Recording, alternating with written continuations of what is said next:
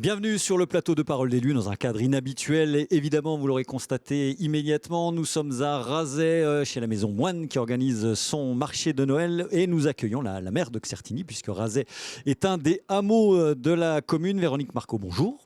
Bonjour Jean-François. Alors je vous accueille, mais c'est peut-être vous qui nous accueillez après tout, puisque vous êtes chez vous. Il faut rappeler que Certigny, c'est une commune avec plusieurs hameaux qui est très étendue.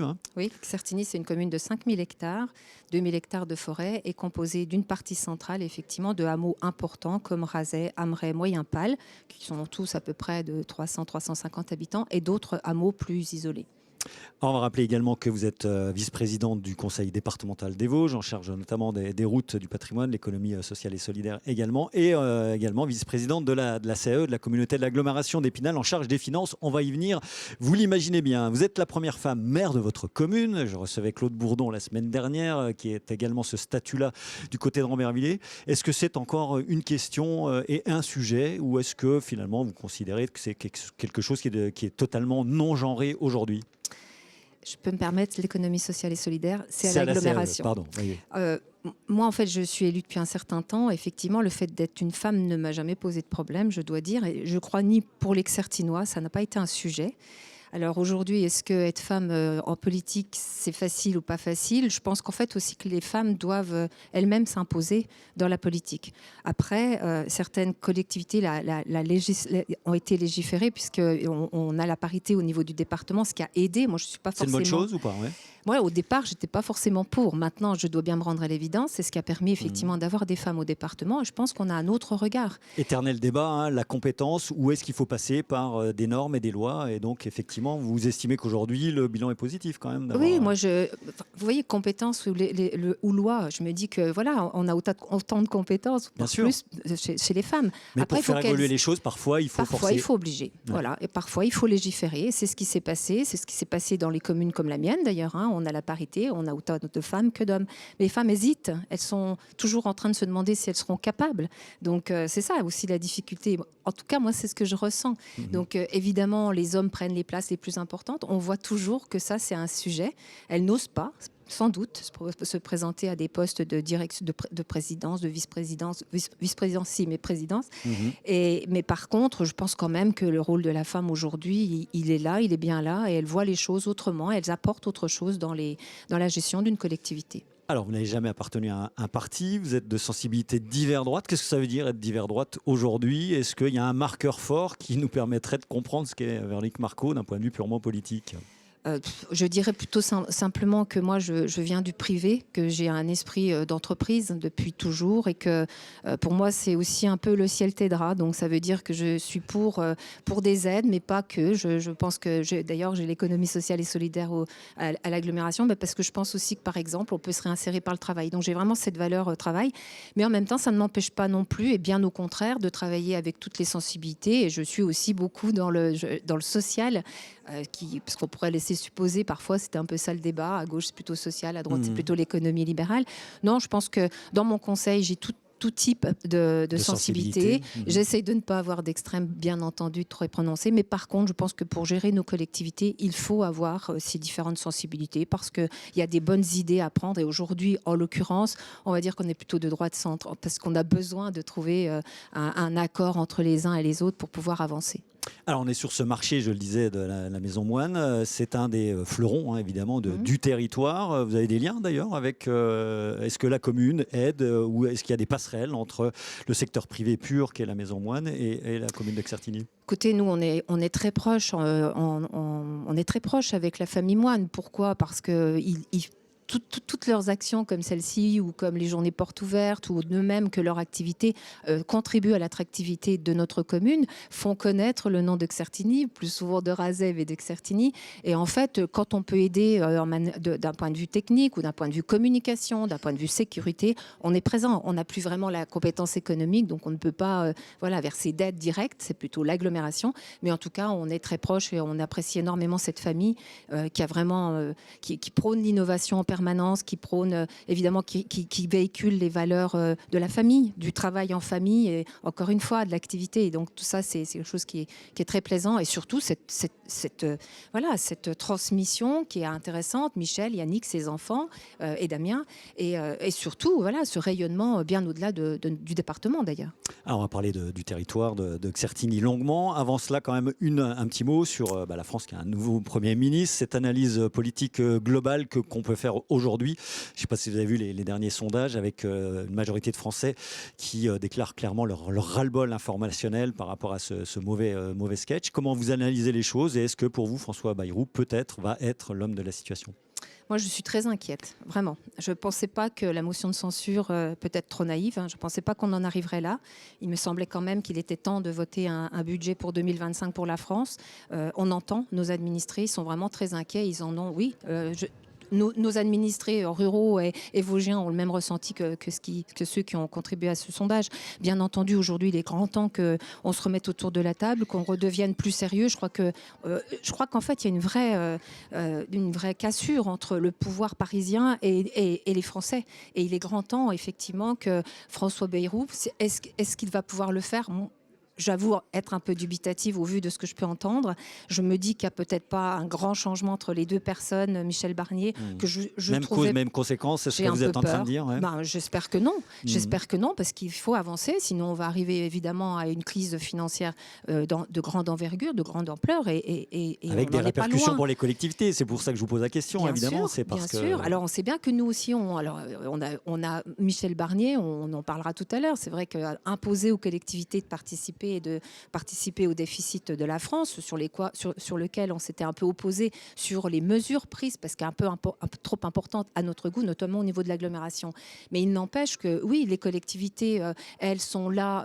On prône beaucoup aussi l'intervention des communes, des intercommunalités sur nos territoires, qui sont indispensables. On vote des budgets à l'équilibre. C'est vrai qu'aujourd'hui, quand on voit le déficit de la France, c'est pas les collectivités qui ont contribué à ce déficit. Et pourtant, oui, sans doute qu'il va falloir qu'on aide. Ouais, vous êtes prête quand même effectivement à cet effort national qui est demandé à chacun, mais effectivement, c'est une question de proportion et en tous les cas sans que ce soit trop draconien et qu'on puisse quand même mener nos collectivités, quand bien même on puisse aider à la mesure de notre possibilité. On va y revenir dans un instant. Les gros dossiers à Certigny, c'est la requalification du centre-ville qui est bien embarquée maintenant, qui va se poursuivre, et la requalification de l'ancien EHPAD également, avec les bâtiments Vogelis et des bâtiments d'hébergement collectif, puisqu'on s'est aperçu que sur la commune, mais aussi au niveau du territoire, il manquait vraiment ce type d'hébergement avec 70 lits, c'est ça qui seront... Oui, c'est ça.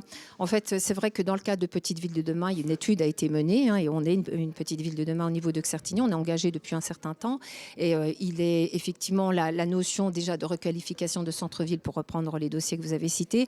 On en est à la 3e tranche, c'est faire en sorte que notre centre soit un peu plus apaisé entre les voitures, les vélos et les habitants, tout simplement. Donc un peu enlever cette notion de départemental. On n'est traversé que par des départementales, donc ça avance bien. Rendre plus agréable et plus visible, par exemple, le château des Brasseurs, qui, quand on arrive, il n'était pas forcément bien identifié. Le siège de l'hôtel de ville, pour ceux qui ne connaissent pas votre commune. Voilà, tout à fait. Et donc, effectivement, la requalification de l'EHPAD, l'EHPAD a déménagé en 2019 en entrée de ville, et on a créé des gîtes d'hébergement, les Woodies, qui sont juste à côté de cet ancien EHPAD. Pour éviter cette friche sanitaire, on s'est associé, il y a une convention qui a été signée avec le PFGE, l'établissement public foncier Grand Est, pour effectivement transformer, donner une vocation aux bâtiments qui restaient. Alors vous parliez des Woodies, on va voir quelques images, des projets très innovants. Comment ça fonctionne aujourd'hui? Est-ce que ça marche toujours? Est-ce que l'effet curiosité s'essouffle, ou est-ce que finalement ça fonctionne toujours bien? Non, ça fonctionne très bien. C'est vrai que ces gîtes ont été créés dans le cadre d'un pôle d'excellence rurale du développement de la filière du bois feuillu, avec deux vocations. Une vocation de vitrine technologique, qu'est-ce qu'on peut faire avec du hêtre, comment on peut l'utiliser dans la construction, et puis l'hébergement. C'est vrai qu'on n'avait plus du tout d'hébergement, ça a été inauguré en 2016, et aujourd'hui c'est géré par la commune pour l'agglomération, puisque je rappelle quand même que ce sont des équipements aujourd'hui qui sont intercommunaux, et donc on gère les résultats qu'on obtient, ou le déficit ou le bénéfice sont partagés avec l'agglomération, et oui, ça marche très bien. Et alors, c'est très quel agréable. profil qui vient vous voir, qui occupe ces Woodies? Alors, ce sont beaucoup de des gens, des Alsaciens, des gens de Belgique. On a beaucoup de locaux aussi, locaux on va dire quand même, avec pas que des Certinois, des gens qui recherchent l'espace d'une semaine, un lieu de la Vosges où il fait bon rayonner, où il fait bon faire du vélo, de la randonnée, etc. Donc, ou des Certinois, ça c'est sûr, puisque comme on a beaucoup de salles, on loue aussi pour des anniversaires, des mariages, et donc avoir un lieu pour garder sa famille en toute sécurité, voilà, c'est vraiment donc la pertinence est là, et on comprend mieux effectivement qu'il y a encore des besoins supérieurs avec cet aménagement de l'ancien NEHPAD. On va parler du gros dossier du moment chez vous, c'est la requalification de Lactalis. Alors je ne sais pas si on peut parler de requalification, pour l'instant ils sont toujours propriétaires, on sait que la collecte va s'achever en 2026, on sait aussi qu'il y a donc une association, les Amis d'ici, qui s'est installée sur une partie des bâtiments et qui génère aujourd'hui une quarantaine d'emplois, c'est ça? Et donc quid de l'avenir de ce site? Où est-ce qu'on en est, Véronique Marco? Alors, c'est vrai qu'il y a deux problématiques. La problématique collecte, je vais laisser la Chambre d'agriculture et les agriculteurs, je n'ai pas de prise sur ce sujet-là, à part compatir par rapport à ce qui se passe.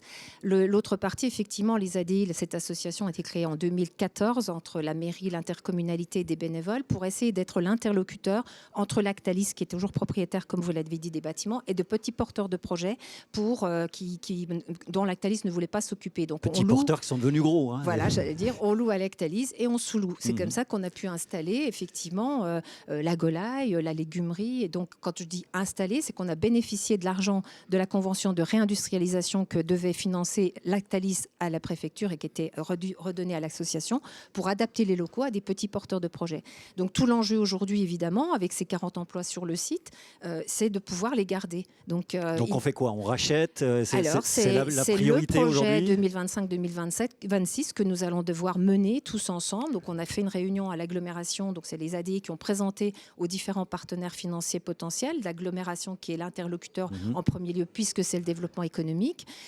Et donc, la région, l'État, bien sûr, qui est complètement intéressé sur le sujet, la Chambre d'agriculture, tous les acteurs étaient autour de la table. Et on est en train de se dire que, et Lactalis, prochaine étape, rendez-vous avec Lactalis, parce que nous, on travaille avec l'agence immobilière, pas l'agence immobilière, l'entité immobilière de Lactalis, et pas Lactalis, l'entité de production. Économique. Donc, on a travaillé avec eux depuis le début. Ils sont prêts à nous aider. Ils se sont dit disponibles dès qu'on en a besoin pour voir comment, soit un achat, soit encore une location, soit trouver le moyen, quelle structure qui peut continuer à gérer ça. Vous avez déjà commencé à parler gros sous, pardon d'être un peu trivial, mais on est déjà sur les sommes. On en a parlé tout du long. Ça fait quand même presque 10 ans qu'on travaille avec eux et que peut-être un jour l'idée était de racheter. Donc, au départ, c'était la valeur nette résiduelle, mais aujourd'hui, on se dit aussi que même à l'euro symbolique, ce serait peut-être compliqué de gérer ce bâtiment. Il est énorme.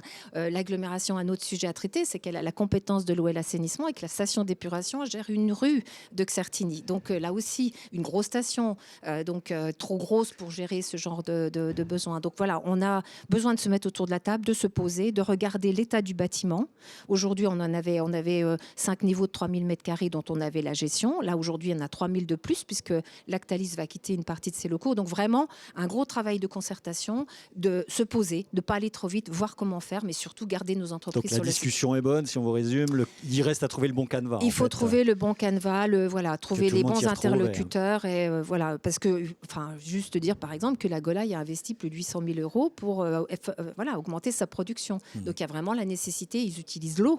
La bonne Golaille, elle est aussi due à la qualité de l'eau. C'est une bonne eau, hein, on le sait très bien. Donc on voit bien qu'il y a vraiment ce besoin. Et de développement possible, parce qu'il reste vraiment des mètres carrés et qu'aujourd'hui, si on regarde l'agglomération, elle recherche aussi les mètres carrés à développer dans le cadre du développement de l'économie. Donc voilà, il y a le bon compromis à trouver, mais comment le faire? Ça sera l'enjeu des prochains mois, tout à fait. Il nous reste 3 minutes. On va parler tout de suite de votre deuxième casquette, la vice-présidence en charge donc des finances de la CAE, qui fait partie des 45 collectivités qui devaient être mises à contribution. On a commencé à en parler pour éponger une partie de la dette de l'État. C'était avant la motion de censure. Le président et vous-même aviez chiffré 2,6 millions. Aujourd'hui, ce spectre-là s'éloigne un petit peu.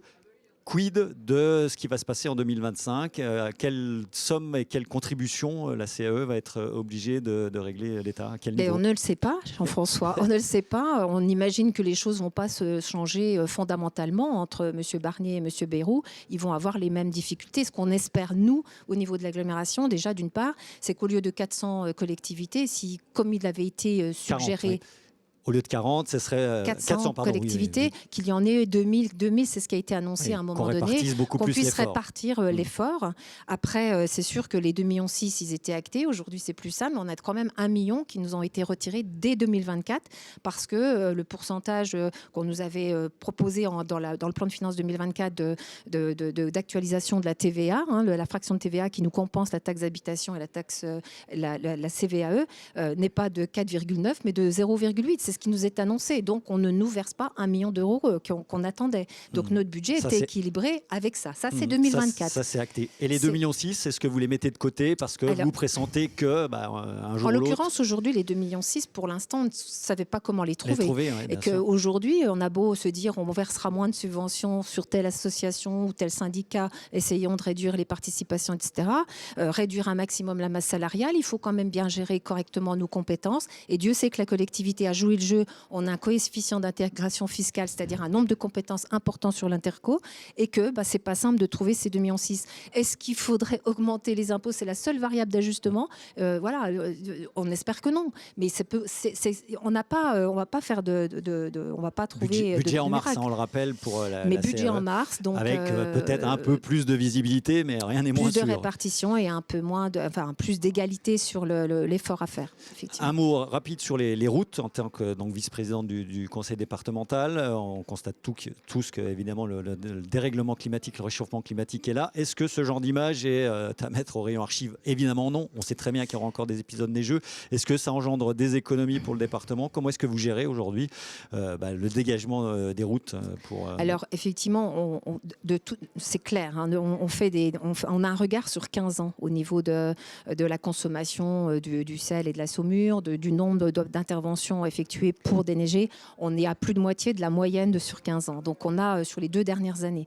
Donc effectivement, on fait des économies de sur ce sujet-là. Après, il faut être prêt quand s'il y a, parce qu'on voit aujourd'hui qu'on est dans le dérèglement. Donc on a plus beaucoup d'eau ou alors trop d'eau, on pourrait avoir plus de neige et trop de neige. Donc il faut être prêt à intervenir. Donc nos silos sont quand même plutôt bien remplis et on ajuste lors des DM les besoins qu'on aurait. Enfin voilà, on baisse notre budget, mais on peut l'ajuster à travers des décisions modificatives.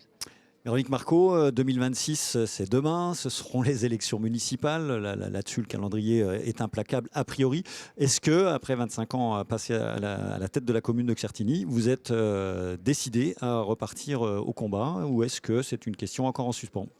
C'est une question qui est encore en suspens, sachant que 2025, c'est quand même une année qui arrive et qui est encore une année pleine à gérer avec les difficultés qu'on connaît. La question se pose, est-ce que 25 ans, c'est trop long ? Il faut savoir passer la main. Aujourd'hui, par contre, je ne passerai pas la main si je ne suis pas sûre d'avoir quelqu'un qui va pouvoir continuer les projets. Et on a de très gros projets, vous l'avez vu, à mener. Donc, on travaille sur ce sujet. Voilà, c'est tout ce que je peux dire aujourd'hui. Rendez-vous au printemps, fin du printemps pour... Oui, je pense que... Voilà, il y a des sujets qui se discutent, mais ça ne dépend pas que de moi. Donc je pense que moi j'ai eu une position. C'est vrai, je pense qu'il faut parfois que ça se régénère, qu'il y ait de nouvelles idées. Il y a dans des plus jeunes aussi, je vieillis, mais il n'empêche que je sais aussi que les collectivités, la gestion d'une collectivité, des collectivités en général, parce qu'être maire, c'est pas être maire qu'à Certigny, c'est aussi être élu dans d'autres strates, savoir ce qui se passe ailleurs. Ça veut dire qu'il faut aussi comprendre comment ça fonctionne, qu'il faut des gens qui connaissent la personne idoine, le cas échéant. Voilà, il faut trouver des gens quand même qui connaissent un peu maintenant les collectivités. Ça devient compliqué de gérer une collectivité. Véronique Marcot était notre invitée ici du côté du marché moine à Razay sur sa commune de Certigny. Merci beaucoup d'avoir accepté notre invitation. On se retrouve pour ce qui nous concerne lundi prochain. Ça sera le député de la 3e circonscription, Christophe Negelen, qui sera notre invité juste avant les fêtes. Très bonne semaine à vous et à lundi prochain. Merci à vous.